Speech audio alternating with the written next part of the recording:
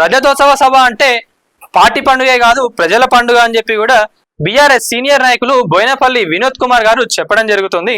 So ఇప్పుడు April 27న తెలంగాణలో అతిపెద్ద సభ బీఆర్ఎస్ పార్టీ స్థాపించి ఇప్పటికి 25 సంవత్సరాలు కానున్న తరుణంలో బీఆర్ఎస్ పార్టీ రజోత్సవాలు చేయబోతున్నారు. మరి ఆ సభకు సంబంధించి మరి బోయినపల్లి వినోద్ కుమార్ గారు నేటి రాత్రి ఎడిటర్ కట్టా రాఘవేందర్ రావుతో అప్పట్లో ఉద్యమంలో జరిగిన విషయాలు అట్లనే పార్టీ ప్రస్థానంపై పంచుకున్న ముచ్చట్లు ఇప్పుడు వినోద్ కుమార్ మాటల్లోనే. మరో 100 ఏళ్ల బీఆర్ఎస్ కు పడనున్న అడుగులు. తెలంగాణ ఉన్నంత వరకు బీఆర్ఎస్ ఉంటుంది. బీఆర్ఎస్ తెలంగాణ ప్రజల గుండెల్లో ఎప్పుడూ ఉంటుంది. తెలంగాణ తెచ్చిన పార్టీగా చరిత్రలో ఎప్పటికీ నిలిచిపోతుంది. తెలంగాణ తలరాత మార్చిన పార్టీగా మనుగడలో ఉంటుంది. బీఆర్ఎస్ రాజకీయ ఉద్యమ పోరాటం నిండిన పార్టీ. వ్యక్తిగత రాజకీయాల కోసం పుట్టిన పార్టీ కాదు.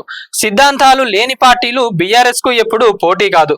ప్రపంచ చరిత్రలోనే ఈ తరం ప్రజల కోసం పుట్టిన పార్టీ బీఆర్ఎస్. తెలంగాణ సంఖ్యలు తెగించి కొట్లాడి తెంపిన పార్టీ. బీఆర్ఎస్ పార్టీ గురించి అట్లనే బీఆర్ఎస్ పార్టీ నాయకుడు కేసీఆర్ గురించి ఎంత చెప్పుకున్నా కూడా తక్కువే. ఎందుకంటే తెలంగాణ ఇప్పుడు ఈ స్టేజ్ లో ఇలా ఉంది, తెలంగాణ గురించి దేశం మొత్తం మాట్లాడుకుంటుంది అంటే అది కేవలం బీఆర్ఎస్ పార్టీ నాయకులు కేసీఆర్ గారి వల్లనే. ఇది ఎవరు అవునన్నా కాదన్నా ప్రతి ఒక్కరూ ఒప్పుకోవాల్సిన విషయమే. ఎందుకంటే అది వాస్తవం.